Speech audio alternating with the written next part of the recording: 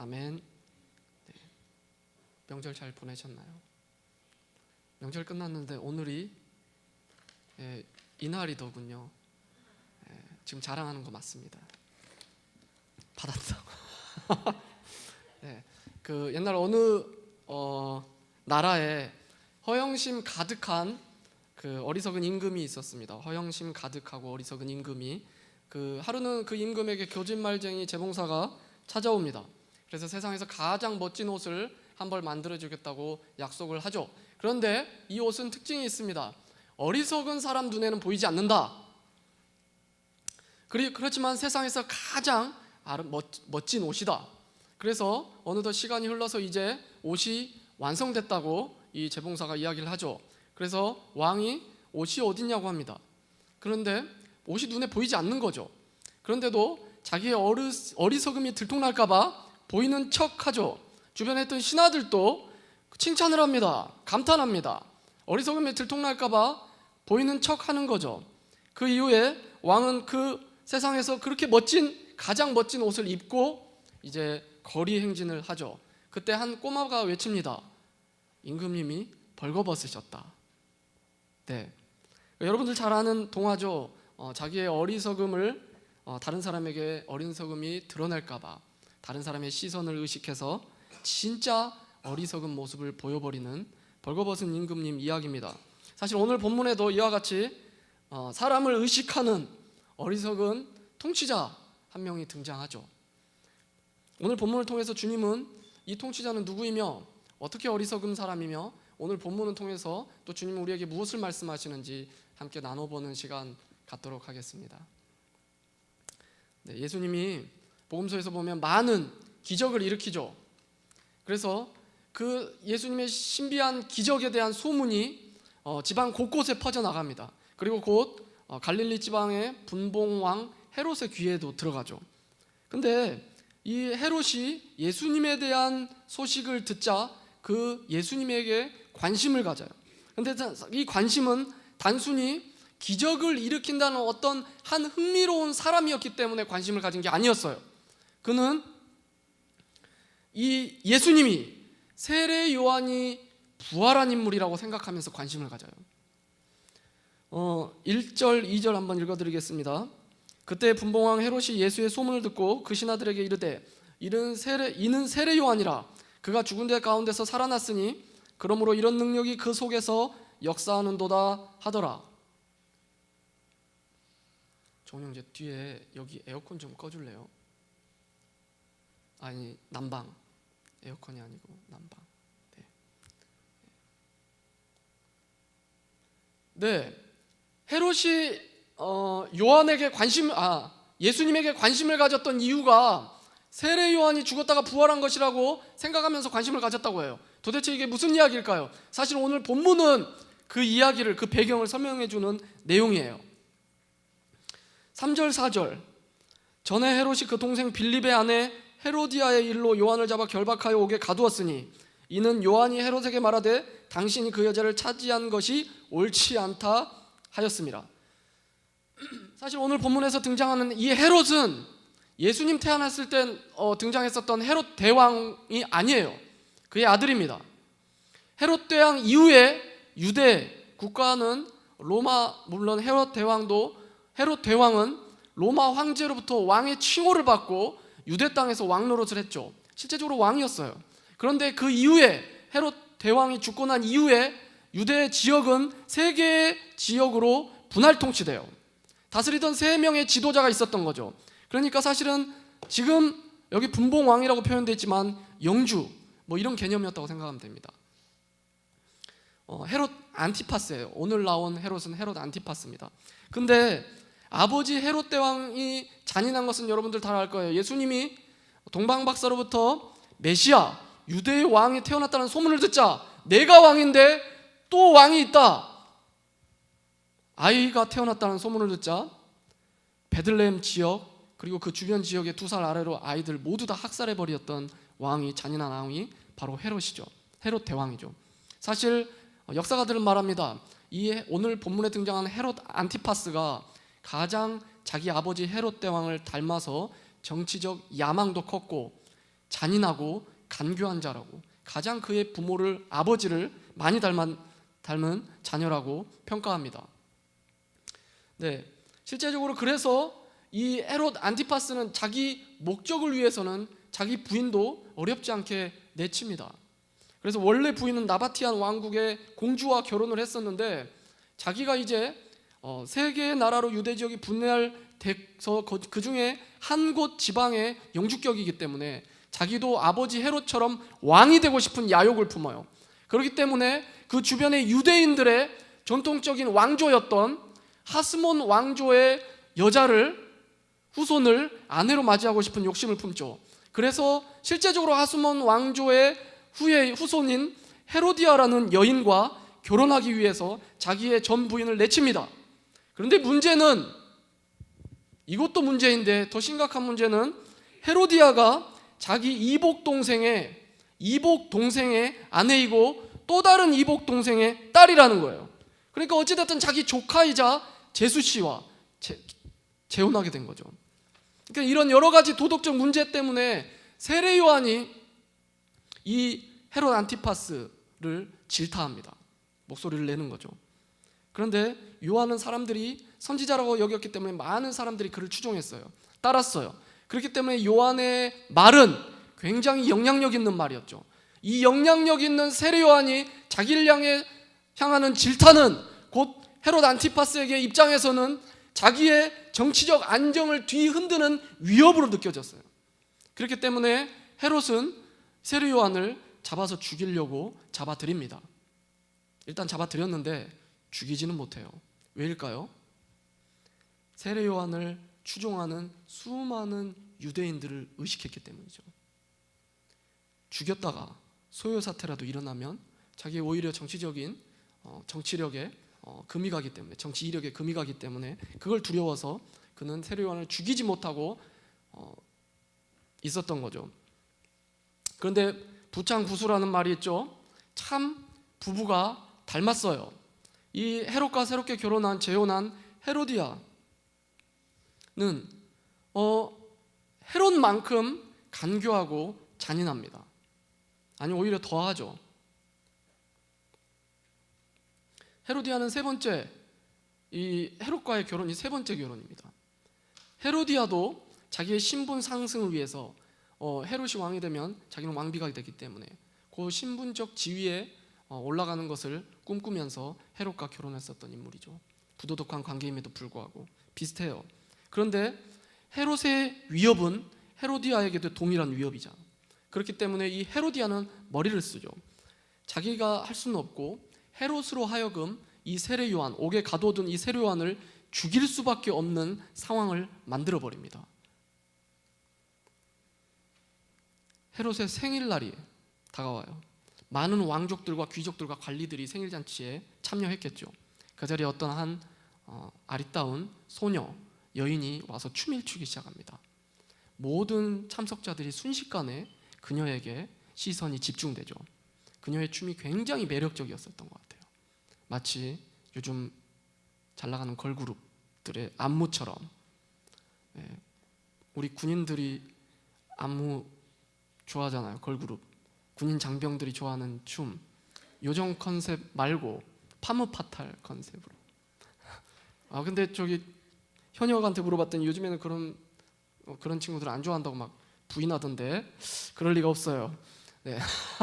어찌됐든 굉장히 매력적인 춤을 춥니다. 그러니까 주변에서 막 찬사와 감탄이 터져 나왔을 거예요. 도대체 누구야? 저리도 아름답고 매력적이게 춤을 추는 저 소녀가, 저 여인이 누구란 말인가? 그러면서 막 감탄과 찬사가 막 쏟아져 나옵니다. 생일을 맞은 헤롯은 기쁘죠. 기쁨을 감출 수가 없어요. 왜냐하면 어찌됐든 자기의 딸인데 사람들이 칭찬까지 한단 말이에요. 그러면서 누가 영광이 받는 거예요? 자기를 영광스럽게 했던 거죠. 그러니까 이보다 더 좋은 선물을 받을 수가 없죠. 자기를 영광스럽게 하니까. 그래서 춤이 마치자 사람들은 환호했겠죠. 열광했겠죠. 그러면서 헤롯이 얼마나 뿌듯했겠어요. 입이 이렇게 귀에 걸렸겠죠. 그때 헤롯이 너무 기쁨을 감추지 못하면서 한마디 하죠. 네가 원하는 것은 무엇이든지 내가 너에게 주겠다고 맹세해버리죠.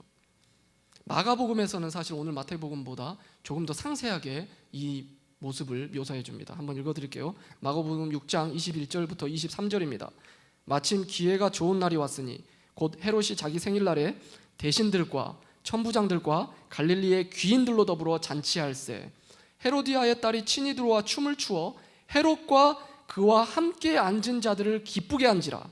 왕이 그 소녀에게 이르되 무엇이든지 네가 원하는 것을 내게 구하라 내가 주리라 하고 또 맹세하기를 무엇이든지 네가 내게 구하면 내 나라의 절반까지라도 주리라 하거늘. 물론 이제 실제적으로 자기가 황제도 아니고 왕이도 아니기 때문에 땅을 줄 수는 없어요. 근데 이만큼 강조한 거죠. 이만큼 맹세한 거죠. 내가 네가 원하는 거 다 주겠다. 그런데 여인이 헤로디아의 딸이 요청한 것은 어떤 사치품이나 재산이나 부동산 이런 것들이 아니었어요. 세례 요한의 목을 달라. 자기 어머니의 말을 듣고 지시를 듣고 지금 왕에게 요청하는 겁니다. 세례 요한의 목을 달라. 8절, 오늘 보면 8절, 그가 제 어머니의 시킴을 듣고 이르되 세례 요한의 머리를 소반에 얹어 여기서 내게 주소서 하니. 한박 웃음을 짓고 있던 헤로데 웃음이 갑자기 당황하는 기색으로 바뀌어버리죠. 그리고 속으로는 생각했을 거예요. 이거는 분명 저 간교한 헤로디아의 짓일 것이다 라고 생각을 했을 것이죠. 그런데 그는 자기가 맹세한 것을 어떻게 바꿀 수가 없었어요. 그래서 결국 그 청을 들어주고 말죠. 왜? 자기 앞에 앉아있는 수많은 사람들, 자기의 정치적 후견자나 후원자가 될 자기를 지지해주는 사람들 앞에서 자기의 말도 지키지 못하는 자로 망신당하고 싶지 않았기 때문이죠. 결국 그렇게 세례 요한이 처형당합니다. 9절, 왕이 근심하나 자기가 맹세한 것과 그 함께 앉은 사람들 때문에 주라 명하고. 그렇게 세례 요한이 너무나도 허무하고 황당하게 죽게 되는 거죠. 여러분, 오늘 본문에서 드러난 이 헤롯 안티파스의 모습은 어떤가요? 어떤 모습을 발견하게 되나요? 여러분, 본문에서 그가 중요한 결정 또는 어떤 선택을 할 때 그 근거, 그 기준은 무엇이었나요? 바로 주변 사람들의 시선이죠. 주변 사람들을 의식하는 거예요. 주변 사람들에게 관심을 갖고 있는 거죠. 그는 요한으로 인하여 많은 사람에게 자신의 부도덕함이 드러나서 이 부도덕함이 회자되는 것, 이게 싫었어요. 사람들을 의식했기 때문에 요한을 잡아서 죽이려고 가둡니다. 그런데 요한을 죽이지 못해요. 왜죠? 그를 따르는 사람들을 의식해서 죽이지 못해요. 그런데 결국은 또 그를 죽여요. 왜죠? 자기 앞에 있던 많은 사람들을 의식해서 그를 죽입니다. 이렇게 헤롯은 사람들의 시선을 의식하는, 세례 요한을 잡고 그를 죽이지 못하고 주저하다가 결국은 죽이게 되게 되는 거죠. 모든 행동들이 사람들을 의식하는 거죠. 본문을 드러난 갈릴리와 베레아 지역의 통치자 헤롯은 사람들의 시선을 의식하며 살아간다는 거예요. 그런데 사람들을 의식하는 것이 문제가 있나요? 어떤 문제가 있나요? 재밌는 건 예수님도 사람들을 의식했다는 거예요. 굉장히 많이 의식했다는 거예요. 오늘 본문 바로 뒷부분에 무슨 내용이 나오냐면 오병이어 기적이 나옵니다. 예수님께서 보리떡 5개와 물고기 2마리로 5,000명을 먹이시죠. 자신은 따라오라는 말도 안 했는데 수많은 무리가 예수님을 따라옵니다. 저녁이 돼요. 근데 많은 사람들이 따랐을 때 그들을 그냥 구경한 게 아니라 병자들을 막 치유했어요. 근데 이제 저녁이 됐어요. 그들이 이제 집으로 돌아갈 시간이 됐는데 갈 길이 멀어요. 근데 그들이 배고픈 걸 아세요. 본문에 보면 예수님이 그들을 긍휼한 마음으로 보셨다고 이야기하죠. 그들의 마음을 긍휼히 여겼던 거예요. 그들에게 관심을 갖고 있는 거예요. 그리고 무엇을 해줍니까?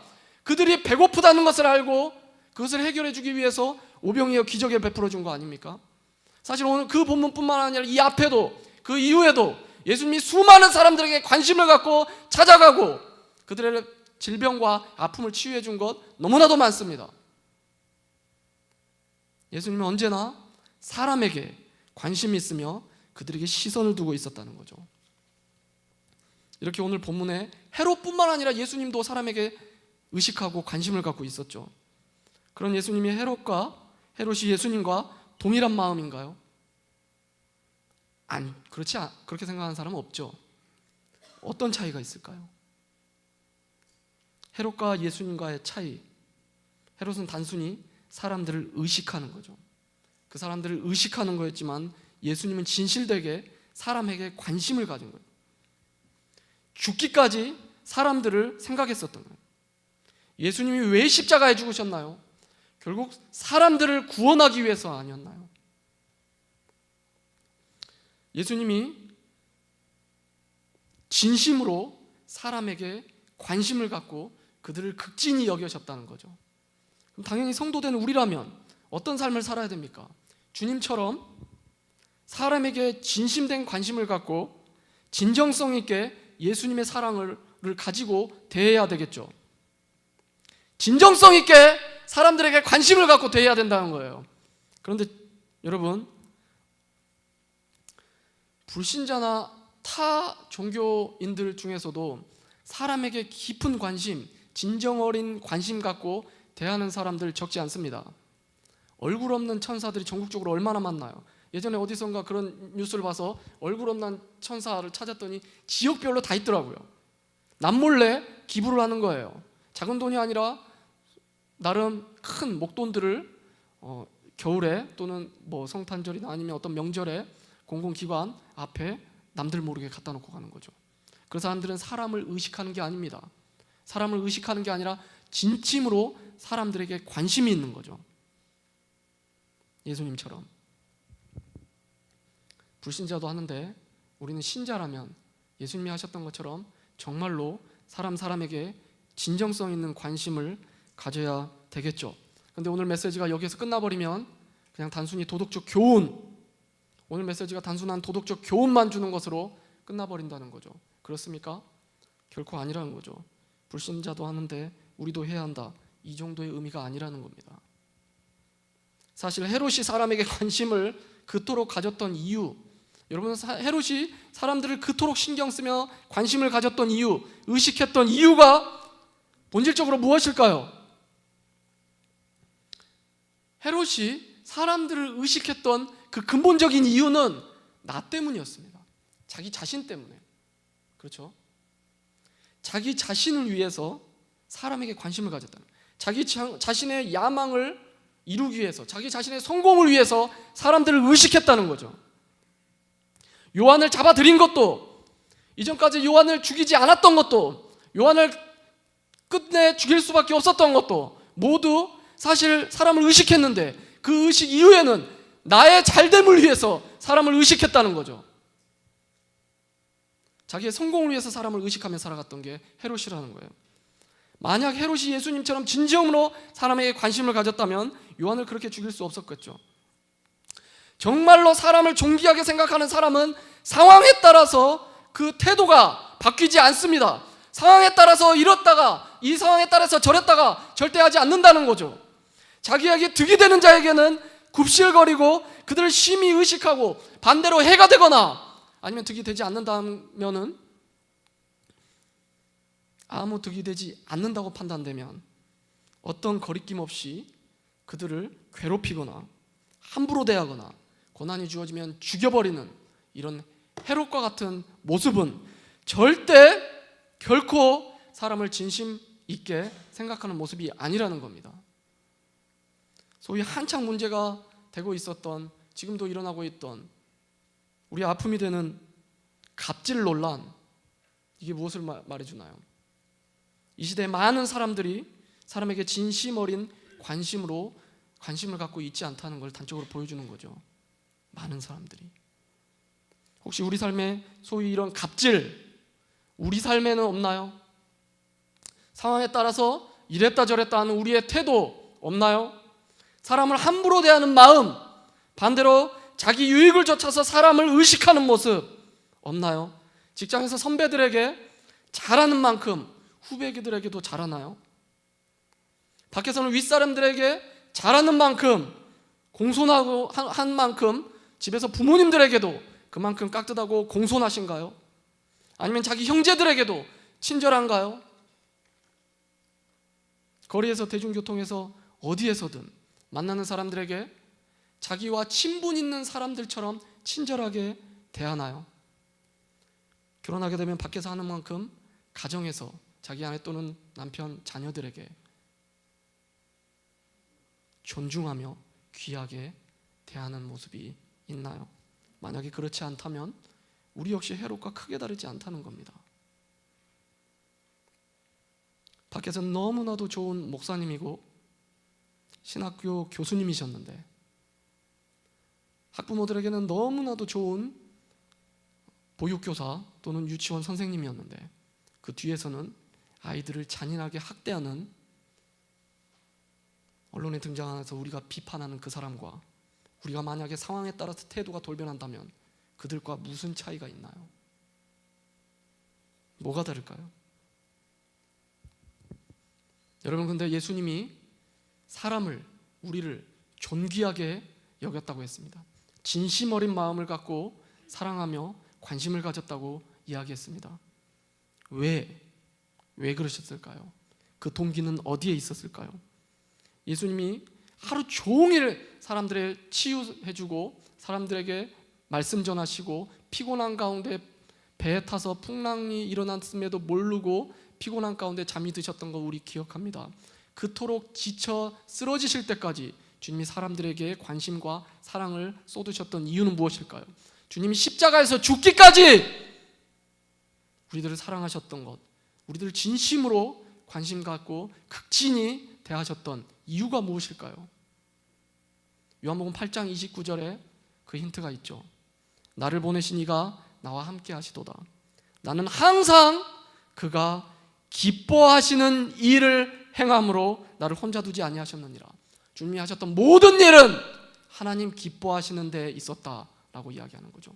그렇기 때문에 주님이 우리를 사랑하고 주님이 우리를 극진히 대하고 주님이 사람에게 관심이 있었던 이유는 그것이 하나님 기뻐하시는 것이기 때문에. 근데 여러분, 예수님이 삼위일체 하나님 아닌가요? 그렇기 때문에 하나님 기뻐하기 때문에 우리를 사랑한다는 것은 주님이 우리를 사랑한다는 것, 기쁨으로 여긴다는 거죠. 주님이 우리를 죽기까지 사랑하는 것, 그만큼 기쁨으로 여기셨다는 것을 의미한다는 거예요. 할렐루야. 불신자들도 사람에게 귀하게 여기는 얼굴 없는 천사와 같은 선행을 합니다. 그러나 결국 그들의 선행, 그 동기는 자기 위안이나 자기 만족이죠. 근데 우리는 다르죠. 주님이 하나님 기뻐함을 위해서 그러셨던 것처럼, 그것을 기쁨으로 여겼던 것처럼 우리가 사람을 극진히 대하고 사람에게 관심을 쏟고 사랑할 수 있는 것, 해야 되는 것은 우리 역시 그것을 기쁨으로 여겨야 되는 것이고 하나님 기뻐하시기 때문에 그것을 하는 것입니다. 할렐루야. 여러분, 사람을 진정으로 생각하는 것, 예수님이 하셨던 것. 오늘 보면은 자기 영광 위해서 사람을 의식하는 삶을 사는 헤롯의 모습을 보여줍니다. 그러면서 앞뒤에 계속해서 나왔었던 예수님의 모습을 대조적으로 생각나게 해주는 거죠. 진심으로 우리의 왕이시면서 우리를 극진히 진심한 마음으로 대하셨던 그 주님, 죽기까지 사랑하신 우리의 왕 되신 그분의 사랑을 더욱 깊이 느끼게 해주는 것입니다. 그 사랑을 경험한 자라면 마땅히, 주님 사랑 경험한 자라면 마땅히 관심과 사랑 이웃에게 베풀어야 할 것입니다. 그리고 그 삶을 하나님이 기뻐하신다는 것 우리가 알아야 될 것입니다. 할렐루야. 물론 여러분, 사람에게 관심을 갖고 사람을 진심으로 생각하는 것 쉽지 않죠. 예수님 믿는다고 자연스럽게 그렇게 되지 않아요. 성도라고 하지만 어떻게 원수도 사랑하라고 하신 예수님 말씀에 순종하는 그 정도로 사람을 극진히 여길 수 있습니까? 우리의 결단과 결심과 의지적인 노력이 분명히 필요하다는 거죠. 여러분의 가정에서, 학교에서, 그리고 직장에서 또는 거리에서 마주치는 모든 사람들 가운데 우리들의 삶의 모든 현장에서 주님이 그러셨던 것처럼 사람을 존귀히 여기고 대하는, 그렇게 살기 위해서 노력하는 여러분들의 삶 되기를 소망합니다. 하나님 기뻐하시기 때문에. 그리고 특별히 새손 청년부라는 공동체, 우리의 이 몸 안에서도 왜 나를 사랑하지 않느냐라는 너무나도 어린 자기를 생각하는 마음 말고 조금이라도 다른 사람에게, 조금이라도 내 형제에 더 관심 갖고 극진히 대해주고 있다 하는 그 마음으로 진정으로 하나님 사랑을 서로에게 전하는, 행하는 우리 공동체 되기를 축복하며 소망합니다. 할렐루야. 우리 나와서 찬양할까요?